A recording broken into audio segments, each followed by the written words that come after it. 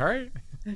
I mean, it feels like we're already been going, but welcome everybody to a very special edition of the Gojo podcast. Mike Golic Jr. with me as always on the ones and twos, Brandon Newman. And Brandon, since we started doing this podcast, we have had plenty of people who have seen us and heard us talk about our moms. And we have gotten plenty of people, day one listeners, that have been asking for a mom pod for a long time. And so, since we've got Mother's Day coming up this weekend, we decided now is the time to pull the trigger. So very excited to have with us today my mom, Christine Golic, and your mother, Selina Newman, in the house. Moms, how are you guys? Hi. Good. So excited to be here. Yes, very excited to be here. Thanks.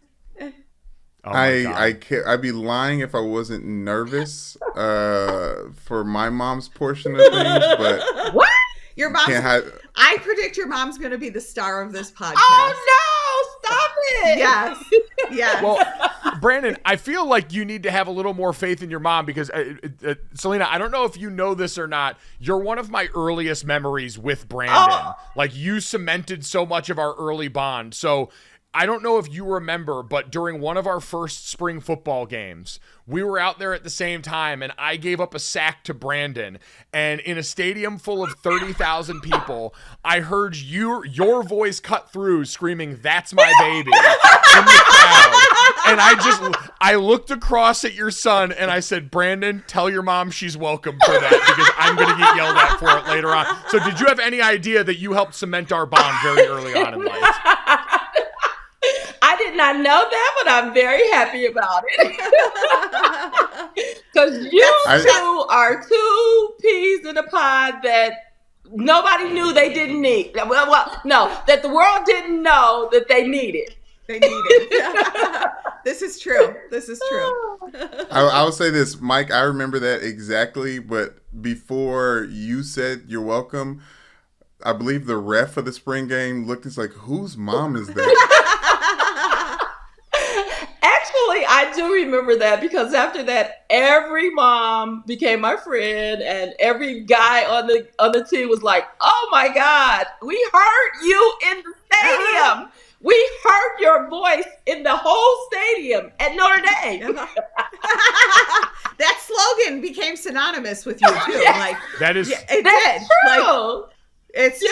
It's true. So. But that's just really what I say, what I've always said. I mean, that's my baby. He's really literally my baby, but that's my baby. Forever and ever, Brandon. Ever and ever. Yes, thank you.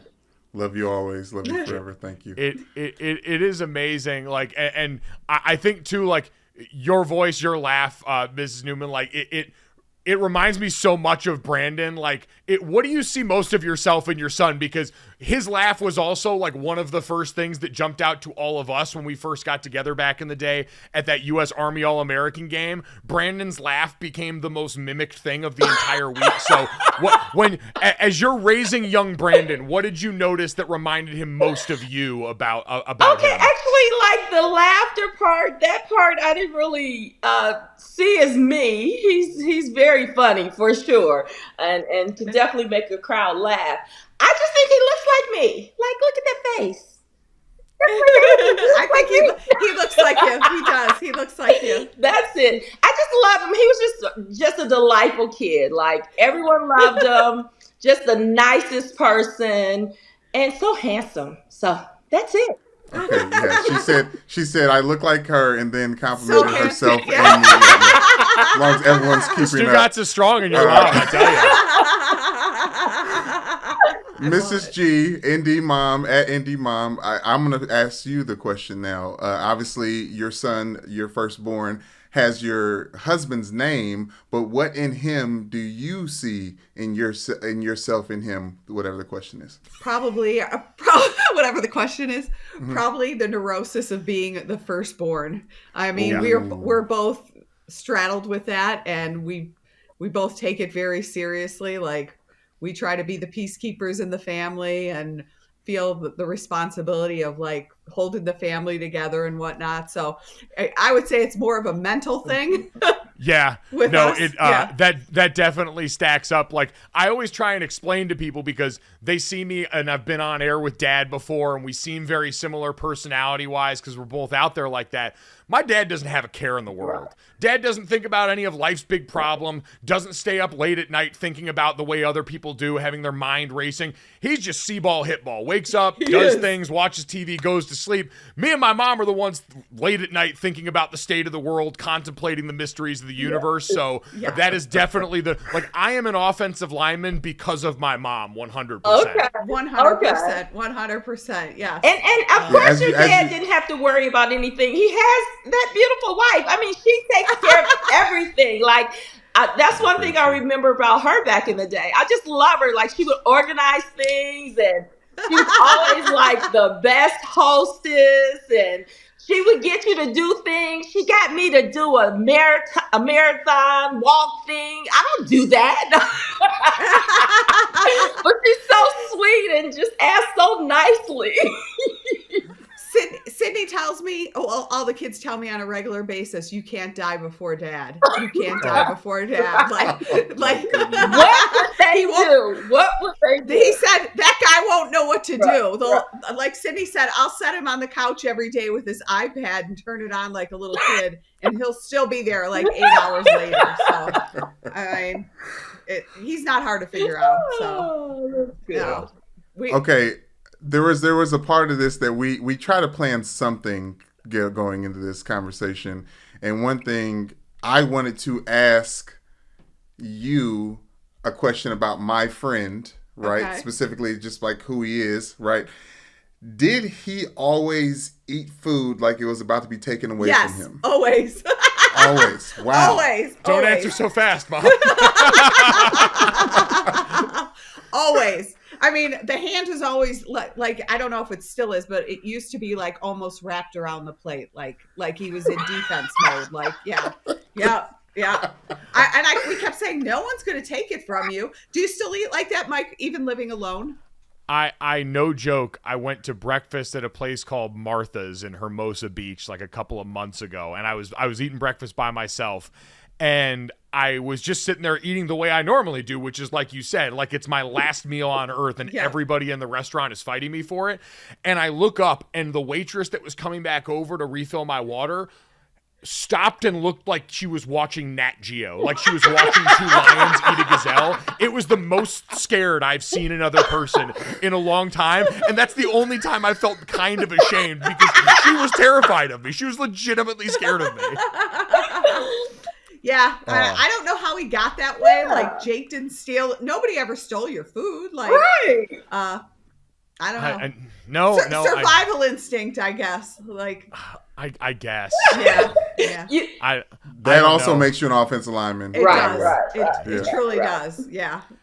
All right. And so wait, now the question, Selina, I want to ask you about Brandon is, because we know Brandon's one of the funniest guys I know, when did you first know he was like a legit comedian? And now, are you worried about ending up in a stand-up sketch now that he's back on the stage? Well, I've already been in one. I'm worried about some of the later ones, but, he makes fun of his name. He never liked his name. And he has a joke. It is the funniest thing. He says, Black people are the most unique namers of all time. And the two that had me came up with Brandon. Brandon, let me ask you then. What if you could name yourself anything? What would you name yourself? Demontrantres, or like I like the name Himshad growing up. I saw it in a phonics book. I thought that was fun. What? Like, maybe that could be your altered ego, like on stage. That could be your stage name. Yeah. Oh, well, I'll say this. I love my middle name. My middle name Jarrell, and I thought my parents probably just wanted me to stay black on the inside forever. But I think Jarrell plays. And really, Jarrell is just because we wanted to name you BJ. which Wait, led so to that's all the whole kinds reason? of That's incredible. no, which is my family name, but also led to all kinds of crazy problems when I got around the white kids in school with like BJ, and I was like, I don't get it, and then I learned about blowjobs. And then you said, aha, that's what they were talking about. Oh my God, I never knew. Birth control. Damn those white kids. I don't mean to put race in this, but black girls, teenage growing up, we don't know nothing about that. No.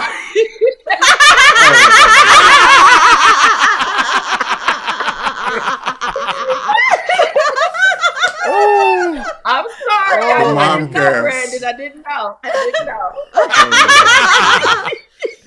Hey, man, like I say, total accident. Could have happened to anyone, Brandon. Yep. So, man, if you're listening out there in the podcast audience, I have referred to Brandon by his government name many times off the top of the show here. It's probably going to have to be BJ now. I feel like I have to honor your mother's intentions and make it BJ now. I'm sorry. I don't think she's really sorry. No, I don't think she is. We got to get Brandon, you said you wanted a nickname. If I'm gonna be the in jokes in his comedy routine, he's got to get some of it back. Hey, he always needs new material. That's true. Amen to that. Yep. I think he got some now. He can't stop thinking about it. Look at his face. Got that faraway look in his eyes right now. Yes, he does. He's glazing over. All right, to bail Brandon out a little bit, obviously, big part of this podcast has been, our friendship, our shared experience in sports. Selina, you talked about it. You and my mom met through sports, all these different things. So I'm curious for both of you guys, and Selina, I'd say starting with you, what was your experience like as a sports parent growing up with Brandon, starting off when he started playing earliest, but, for a guy that all of a sudden had this trajectory of going and ending up playing big-time Division I college football? Oh, it was amazing. First of all, I love football. I mean, I'm not a Golic, so I don't love football like you guys. But I love football. Like, it is my life. So when he came out bigger than everyone else, stronger than everyone else, and then liked football on top of it, woohoo! So for me, it was perfect. I mean, and like even Little League, the 4 days a week practice and plus a game on Saturday. And then when he went to high school, they wanted him to play on all 3 teams, but we said no, only 2. So we have 2 games a week in addition to practice. But I was there all the time. Like, I absolutely loved it. Loved every moment of it. Was there ever a concern you had about him going away from home to college, the decision to go to Notre Dame? Like, what was that like for you guys as he made the college decision? I think for me, it was exciting and a little, at the very last minute, I just got into my feelings and I wanted him to stay home. And so I forced him to go to U of L to look at the stadium. And so the coach was making all the promises and we were looking out over the field and I'm like, Brandon, okay, you can go here. He looked at me. Who was the coach? It was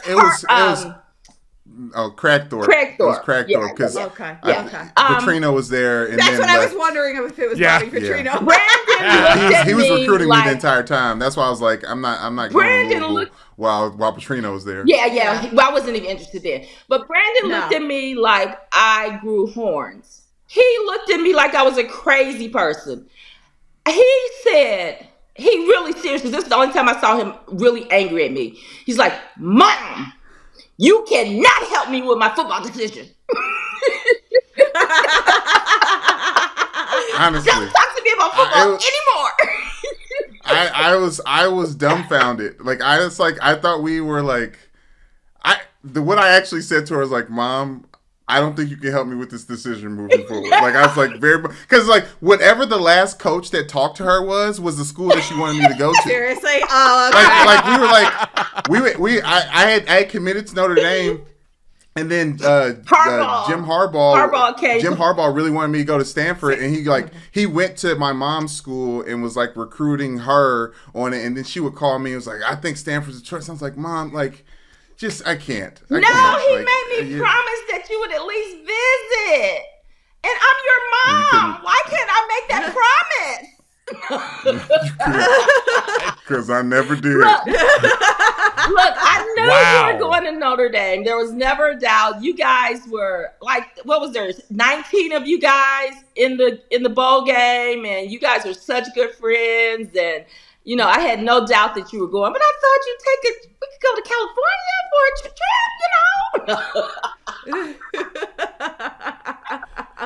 That is true. Among my many regrets, or actually not many, among my few regrets of recruiting is maybe not taking a few more visits on somebody else's dime to try and check that out. So maybe a trip to California, Brandon, wouldn't have been the worst thing. Palo Alto's nice. We got to go there a few times. Right.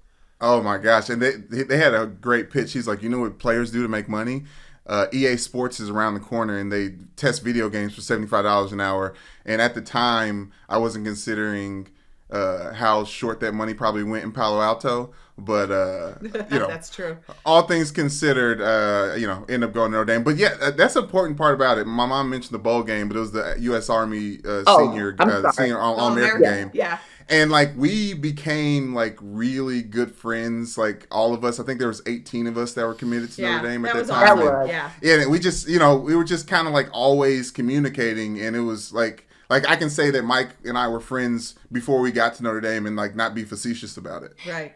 No, it's what I always tell people. I've known my friend since I was like 17 years old. Which is insane. So Christine, how about you? I mean, I'm sure Mike didn't have a choice, but how did that feel? I can't believe he's asking this question. This seems like a therapist question for me, like because my time with the kids in sports was always interesting because there were certain expectations with the last name, so it always put an added layer on everything. Mm-hmm. But at Notre Dame, I always felt like I was the person who had the sunshine, like life was great, but there was always still a rain cloud because Jake struggled while he was there. So, it was interesting. You're only as happy as your least happy child. Right. And so it was difficult, but it was still awesome. Like the national championship experience, like, wow. A once in a lifetime thing for sure. But it was a mixed bag for me. There's no doubt about it. Like, you just want it for your kids so badly. And when it doesn't work out, or it works out for one, it makes it interesting for sure. Yeah. What about like the Little League stuff too, Mom? Because those are the things that I remember very little of. Like the other day, you were sending me pictures from my Pop Warner team and stuff when Dad was back in Grandma Kate's house. I remember some things about Pop Warner football, but what do you remember as like me, Jake, and Sydney were first getting into sports? Oh, it was great. Like we were so into it and we loved it so much, but we tended to be the parents that were Switzerland at all the young kid events. Like we kind of sat over by ourselves because we didn't want to be like by people who were disparaging the coach and whatnot. But it was very exciting and very fun to watch. And like, we were like you, that we were at every game and, we just cherished it so much. It was so fun to watch them. It was the best time of our life. No doubt about it. Definitely. Yeah. The swim meets were long for Sydney. Oh, I bet. Yeah. Well, I was going to say, Mom, what was tougher, the swim meets with Sydney and trying to get her cap just so, or trying to get me and Jake to put on weight at home? Because Brandon, as you well know, putting on weight was difficult for the Golic boys, especially as we got older there. And so Mom took that as her like personal mission in life, was to stack weight on us in high school. And one of us was receptive to it and the other was not. Guess who? Mike can eat. Mike would eat. Jake, I would make Jake sandwiches. We'd find them stuffed in protein bottles. Like when we were moving, we found them like in the movie room, like tucked away. Oh yeah. Like, we found a petrified peanut butter sandwich in a potted plant on top of a shelf. Yes. Wow. Yeah. So, it was interesting. I would say the eating was harder than the swim cap for Sydney, but Sydney was a tyrant with the swim cap. Like she'd be down behind the block and she'd go. and I'd have to go down there and I'd have to put it on her. And if it wasn't just right, I'd have to do it again. Like, I mean, I was her lady in waiting. There's no doubt about it. Well, there was that sweet spot where they were all there thanks to Mike's 5th year. Yes. Like, obviously, trust me, I can attest when the struggles that Jake had at Notre Dame. I had some similar ones when it comes to just trying to get on the field. So I understand that, but that had to been pretty special to have everyone in one area code. It was awesome. It was one semester only, and it was great. And it worked out that for the national championship, Sydney's swim winter break swim trip was to Miami that year. All the prior years it had been to Hawaii, and she's like, we're going to Miami this year, and she was bummed. And I mean, it worked out perfectly. Her and all her friends were at the game. All the stars aligned for that one, and it was awesome except for the game. So I could say all the stars aligned except for one part. But you know what? There was only 2 teams, and we were one of them. No. So, yeah. One of my biggest regrets, though, is that. And Notre Dame, I think, really dropped the ball on this. Is we have no family pictures on the field or anything we have nothing together at the national championship. And that's kind of sad. I wish they would have made a better point of letting families at a practice or whatever get on the field. And but you know what, we were there and we have the memories, so it was cool. Yeah. So, but yeah, so awesome. I hear all the time, and I'm the only one of the 4 people on this Zoom who's not a parent, so I don't have this feeling yet. And Brandon hasn't gone through this just yet because of how young the boys are, but I always hear from people how difficult it is watching your kids go out there and play sports, that kind of helpless feeling sometimes. And so I'm kind of mangling a question that Brandon wanted to propose, which is, for you guys, which is harder? Childbirth or watching your kids play sports? Well, one is physical pain and one is emotional pain. So they're really 2 different kinds of pain, but at times it was sports. There's no doubt about it. Wow. Yeah. When you give birth, you do it and you get through it and then you kind of block it out. Yeah. But I feel like that emotional feeling of being a parent and watching your kids kind of stays with you forever. So that's my take on it. How about you? Yeah, I agree 100%. At the end of all that labor and how hard it is and how awful it is, you're holding a little baby that you love. You've never loved like that before. So it's exactly, it's okay. You know what I mean? But when you're watching them play sports and things are going well, or if they get injured, oh my God, fortunately, with Brandon being the big guy, most of the time I didn't have to worry about injuries with him, but I would worry about him hurting someone else. That was a real concern for me, but I will say definitely with his boys, as much as I love football, I'm glad they play basketball. I'm glad they love basketball. When they're playing basketball and shooting hoops, I'm like, yeah, you're the best. I tell Carter, I'm like, yeah, you got hops. My mother is talking about my 3-year-old and 1-year-old shooting basketball on a Fisher-Price rim, and they have graduated to the rim behind the door, and she's saying, I'm glad they play basketball. So, Brandon, have you put any of them in a stance? Have you practiced a football stance with them? Oh my gosh, I have not. That's actually, I have not. But they know that Daddy played football, and Carter just recently. Obviously, I was just in Notre Dame with Mike, and he's at school telling his teachers that he's going to go to Notre Dame too, because that's where his daddy is at right now, and that's where he went to school, and that's where his mom went to school and stuff like that. So I was like, I came back and talked to Mike. I was like, oh, this is when it starts. No. Yes. Carter can throw a ball. Carter can throw a football yes. I'm serious. Okay. I'm the one that screamed, "That's my baby" about my son a long time ago. Grandparents is a different thing. It's on steroids.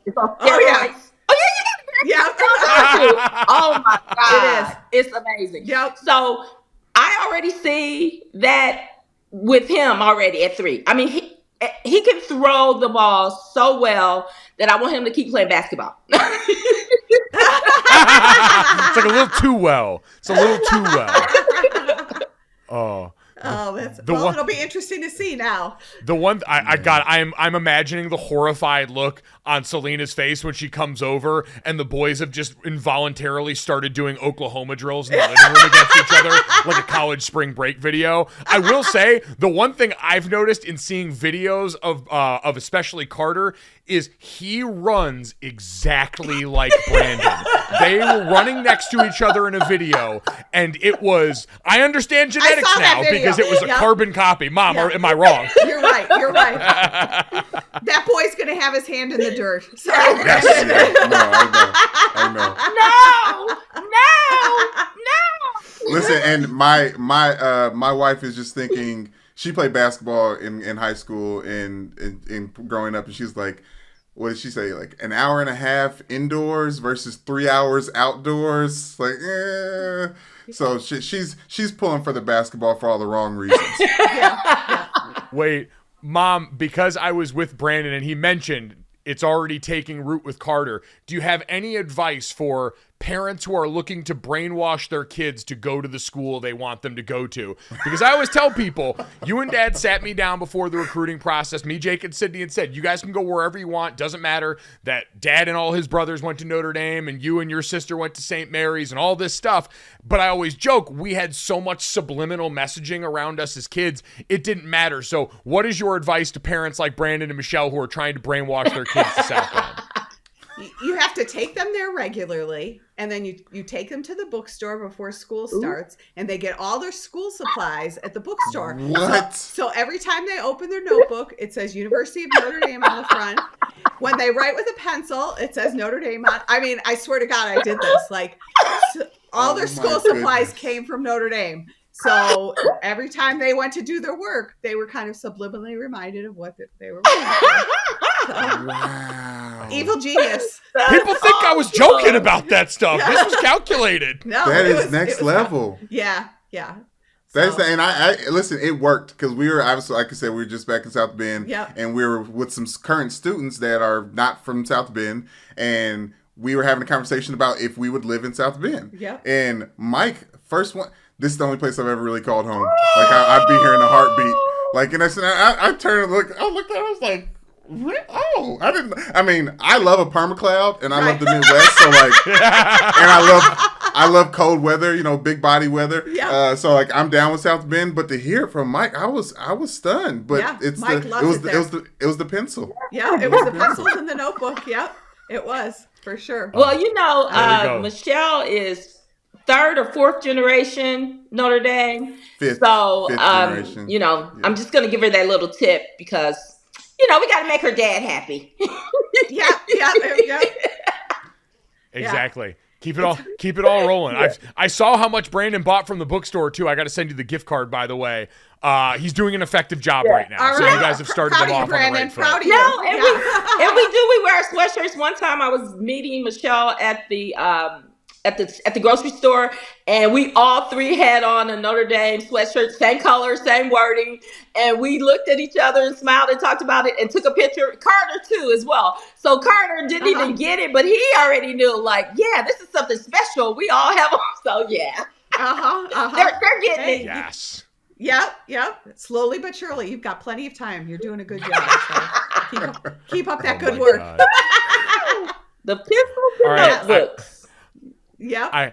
I want to open this up so we ask some of our listeners and people on Twitter to submit some questions for you guys. And so there's some good ones in here. And while we're talking about us as kids, grandkids, young kids, I wanted to get to this question first from Magwap, who said, what was your son's toxic trait as a toddler? He said, I have 3 3-year-olds. One can't stay clean. One hates to be dirty. And one won't listen and laughs in my face while waving a finger. Nana, nana, nana. So, oh my God. So, Selina, I would ask you first, what was Brandon's toxic trait as a toddler?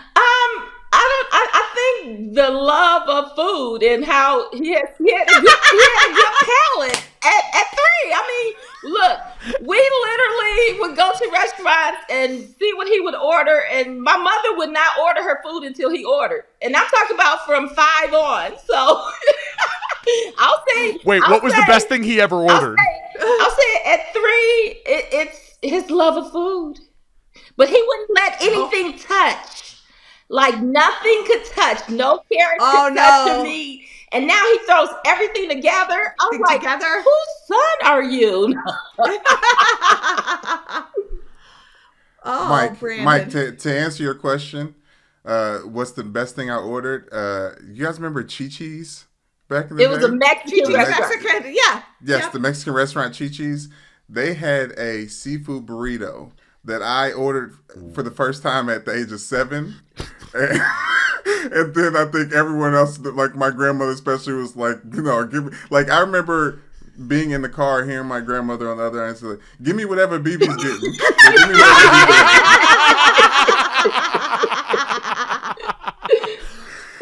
Oh my God, Brandon. And okay, last thing about me being fat and loving food. My dad has a story that he would have to drive out of the way of a Popeyes on the strip in Detroit, because if I would see the Popeyes sign in the distance, I would unbuckle myself from the car seat and do a Popeyes biscuit dance and beg my dad to go get the biscuits. No. Yeah. So these are the things that have been told to me. I don't remember. Oh my God. And Mike's toxic trait wasn't nearly as toxic. A couple things.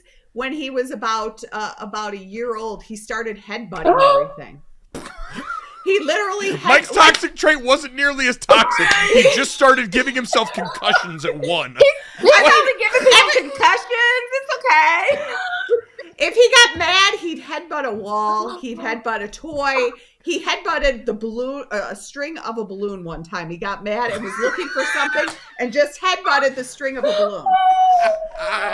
Yeah. Didn't I headbutt Jake once in his bouncer? Oh yeah. I mean, Jake was not off limits. That was the other toxic trait, is that he never let Jake talk. Like Jake would start to say something and Mike would finish it for him. No. And I think he still kind of does that actually. But, yeah. I was gonna say that's persisted. I mean, Jake never got a word in edgewise. Mike was a talker from the very beginning. That's amazing. And a headbutter, because we just recently got together and Mike was slightly inebriated, I think it's fair to say, and in Jacksonville, and the way he was wrestling me, like we were in the locker room, I was like so surprised. I was like, Mike, we're now 33. Like, why are you ramming me in this beautiful height?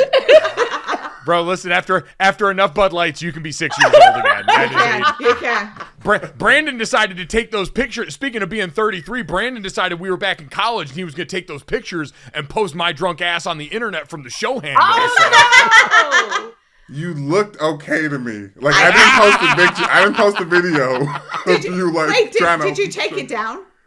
Oh no! Oh, because I don't think I haven't seen it either. Yeah, thank you. He looked okay. He was like kind of doing like cute like pumpkin spice girl vibes, like things. Yeah, I'll send you the video. Actually, I love your TikToks. You guys have to do more. You're the best. Yes. No, seriously. I don't know if people really know, but you two are great dancers. I mean, seriously. I'm not talking about TikToks, but you two at parties. I want to see you two on the dance floor. So keep on doing those TikToks. I'm sorry. Yeah. No, it's that was what we learned on our trip back to South Bend. We got so we hosted the Oscars with 2 of the women's volleyball players, Paris and Hattie, who had to spend a whole afternoon teaching us how to do TikTok. So we were fortunate to have patient teachers, but we do. You are absolutely right. Bring a lot of natural ability to the table. You do. I'll toot our horns on that. Speaking of that, Lori Briscoe asked, what were each of your first impressions when you met the other's son? Oh, that's good. Well, I think the first time I met Brandon was at the Army All-American game. And I met you like in a group. So I don't really have an individual recollection. But I do remember when Charlie Weiss was recruiting Jake and he was at our house. It was obviously a year later. I told him, I said, and I truly believed this, I said, you have a special bunch of guys in that class before Jake's. I said, their bond and who they are, I said, it's a special bunch. And I was right on, because you guys all have turned out remarkable. Yeah. and are always there for each other and everything. It's truly a great class. It is. So. They are a great group of guys. I'm going to be honest. You know, the name follows or comes before the child. The senior comes before junior. So meeting you, I was already impressed. No, really, I was impressed that you were such a great kid, so nice and mannerable, and there was no sense of entitlement or, you know, I'm better than other people. And your work ethic matched Brandon's, and you guys, you know, did stuff together in college. Everybody go look for their former YouTube. What was it called? I'm gonna say she's not gonna pull out our her name. It was our team, our story, the behind the scenes YouTube. Our team, our story. All those wonderful clips and videos were the two of your work, and it was amazing. And you're amazing, and I'm just glad to know you. I told Mike and Jake, I said, you guys were a decade too soon. Could you imagine, like, you could have sponsors and stuff now? Like, oh my God. Yeah, a Trick Shot Monday. Yeah. Like, it All could have of been a whole thing. Everything. Yeah. Yes. Yeah. Yes. Yeah. That was good. Yeah. That was great. Time is cruel with that one. Yeah. Man. Yeah. There's really a couple buffet places I'm thinking of specifically. Poster child of in South Bend. Yep. Oh my For God. sure. Welcome to Trick Shot Monday, sponsored by Golden Dragon. Martin's Supermarket, Martin's Side Door. Oh, yeah. Great times. All I ever said. This one was from Kathy Angelo, who is a proud friend of Notre Dame Twitter. Yep. She asked, what were the logistics of having multiple children involved in after-school sports and after-school activities for you guys? Yeah. So Brandon has an older brother. His name is Lance. And Lance actually plays soccer. So I would, and by that time, I was divorced. So basically a single mom, but I was here and my mom was here. So me and my mom would like have to split duties. Like she would go to Brandon and I would go to Lance, or she would go to Lance and I would go to Brandon. When they were really little and they played soccer for the Y, I would literally sit in the middle of the field and watch each of them play on the other, turn my head and watch. So after Brandon went to Lance's high school, he's 2 years behind him. Lance actually joined the football team, and he was pretty good as well. And so that was fun when they were playing together the same sport. That was amazing. Yeah. It's always fun when they play together. Yeah. Mike, I have to make this reference now that my grandmother's mentioned. She would take me to football practice when I was in youth league, and she don't know what time practice starts. She would only go when I tell her it's time to go. Mike, I was late for practice every day because I would watch Dragon Ball Z. I watched the end of Dragon Ball Z, and then everyone at practice, I missed like the beginning of warm up. I would be there for the big lap, and then everybody was like, "What happened?" With Dragon Ball Z. The only thing they're really they're telling you what happens in the next episode. So that was a little grandma hack I had. How old were you then? Oh my gosh, probably like 8. Okay. 8, yeah, That's like so maybe funny. 7 or 8. Yeah. I love it. Oh my God. As far as my kids, I felt like a hamster on a wheel a lot of times because the town we lived in, they mostly did their sports on the other side of the mountain, Avon Mountain in West Hartford. So there'd be times where I would like drop off one, go back. And by the time that I got home with Mike or Jake or both of them, Sydney was done with swimming and I'd have to turn around and go back. I'd literally be in the cars for like 2 hour stint, but going like, 5-10 miles. Yeah. So yeah, that's what I remember about that is that you grind. You make it work. Right. Definitely right. Yep. So yeah. No, now that now that I'm a father and just like this young age and see like my wife doing all it's the only solace you have, and obviously Jake and Jenny are experiencing it now, like with being new parents. The only solace you have in like how difficult parenthood is that everyone clearly must have done it already. Yes. You know what I mean? Yes. Like I guess I can get through this because Right. everyone else seems to be on the other side Yes. of it. But like, it is Yeah. impossible. It is. And you're forever changed after it. You're exhausted. Like, it takes until you're like 50 to not be tired anymore. I mean, it's good. truth. That's what you have to look forward to, Brandon. Yeah. It's true. Until they leave for college and they're on their own time, you're still always For tired. sure. This is It's your new normal. I had a guy. We were at a bookstore recently, and a guy just walked up to me after seeing me with the kids and stuff. He was like, "You got 20 years, and then guess what? One of them just won't leave." That's Sydney. She's married and she still doesn't leave. So we obviously did something wrong. You think I'm joking?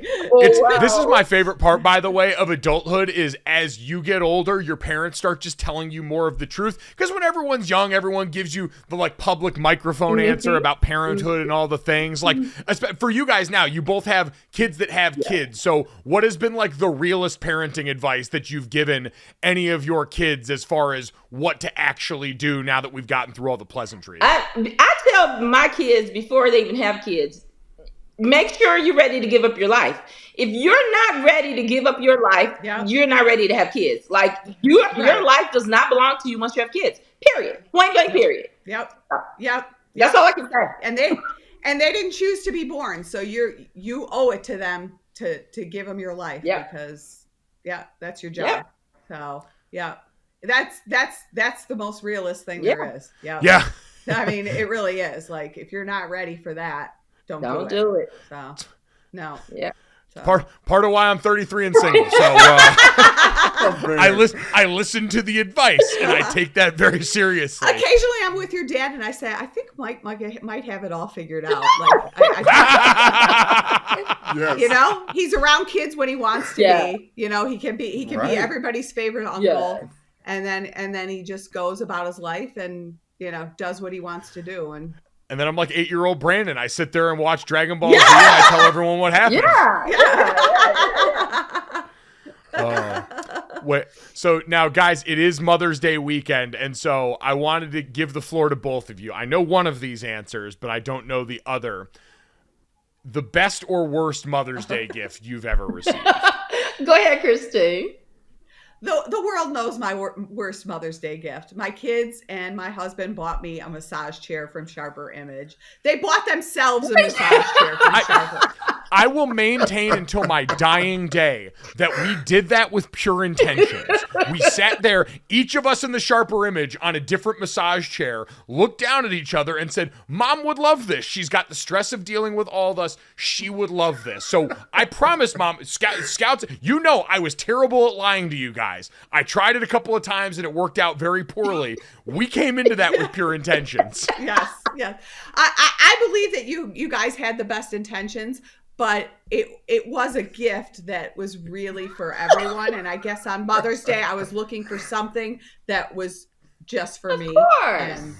And that chair ended up in me and Jake's room until we moved out of that house. Somebody bought it at our tag sale, so I don't know where it's at now, but yeah. And your best? Oh, God, I don't even know. Like, it's been so overshadowed by the massage chair that I don't even... See, that's the mother of an offensive lineman. This is true. How about I'll turn the ball over to you. Okay, so I'm going to do something that's very horrible. I'm just gonna in the vein of telling the truth. All those little homemade trinkets when they were little. Oh my God, where am I gonna hide this crap later now? Yes. So okay, but on the other hand, my absolute favorite is something like that. But Brandon is a grown man. He's so thoughtful. Like he's always really intentional in his gift giving and writing what he really feels. And so when they were little, I used to read a book to them, Love You Forever. The one with the grandma, the boy, and all that. Yeah. One day, Brandon gave me that book with his, autograph and his personal feelings about me in that book. I swear that's the best gift I've ever had in my life. So that's lovely. Yeah. So I guess the little trinkets end up being something that worked. Yeah. Look, Mike and I were talking about this before, and I was like, I don't know what the best one is, but I remember my feelings got hurt the most when I gave my mom a gift. And look, I'm gonna say this real quick story. We went to Disney World with my dad. And I got this like really cool looking mini coffee mug that I thought was so cool. And I gave it back to my mom. By the way, I'm like 14 at this point in time.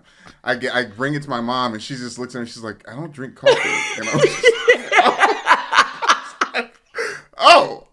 But now she drinks that mug and still uses it to this day. So I was like, that reminded me you got to play the long game sometimes. Yeah, you do. You know what? You were just ahead of her. She didn't know. I didn't know like coffee. No. See, I read that as you bullied your mom into drinking coffee, but this is a nice reading of it too. When we talk about being a parent and how we sacrifice everything, now I like coffee because this little boy bought me a mug. She is so selfless. Yes. Yeah. She'll do anything for you, even drink coffee. I'll do anything for you. Wait. I want to say this before we move on. Brandon, make no mistake about it. Flowers are still my favorite Mother's Day present. Hint, hint, hint. And my birthday. No. Yes, thank you. I do have to say, Mike gives the very best cards. He sends cards and is very thoughtful with them, and he always makes sure that he writes something nice. So it's nice. Yeah. People appreciate that. Yes. It's kind of a lost art. Yes. I think. My wife is a card sender and giver, and she's so she does that even for my side of the family, which is great for them. You still get. I'm not really good at it, but he's one to be admired for doing it. So, that's great. Yeah. And I it's good to know that you actually like the flowers, Mom. I've always thought of it as like a tactic, whatever man in your life to be like, who sent you these flowers? It's like, don't worry about it. Don't worry about it. Who the hell's Brandon? BJ sent it to me. Yeah. BJ sent you these Mother's Day flowers. Oh my God. Well, with that in mind, as we wrap up here, did just want to say, in all sincerity, happy Mother's Day to both of you. We wouldn't be the young men. Jesus, we wouldn't be the men we are without you guys. Yes. We know in everything and what we've talked about, a lot of that load gets put on Mom, and you guys both shouldered it with unbelievable grace somehow against all odds with all of us as your knucklehead kids. You all survived. Yes. Yeah. We all survived. So no, Mom, love you. Thank you for everything. You're the backbone of all of it, and I appreciate you continuing to put up with us despite the number of times we drive you to gray hair. Yeah, I keep Ricky in business, my hairdresser. So it's all good. And Mom, I love you so much. Thank you for doing this, and even though it was last minute on your calendar, I told you what time we get started. But no, obviously, I could make it a lot easier on you or harder on you. But you take me as I am, and I thank you so much. And you just always been my biggest fan, and it's gone a long way for me. Thank you. You're amazing. It's easy to love you. Yeah, I think that's the one thing we can definitely both say is we have been blessed with two moms who are the biggest fans of everything that we do at a level that most people could not comprehend. So very lucky. That's what moms do. That's what we do. It's incredible. Well, moms, thank you both so much. We love you both so much. If everyone loved this podcast, download, subscribe, rate, review. Say something nice about our moms. Tell us something nice about your moms in the comments on the Apple Podcast reviews. That'd be great. Thanks. We want to hear about how much you love your moms. Thanks so Happy much. Thanks for having us. Bye-bye. Bye. Boom. Money in the bank.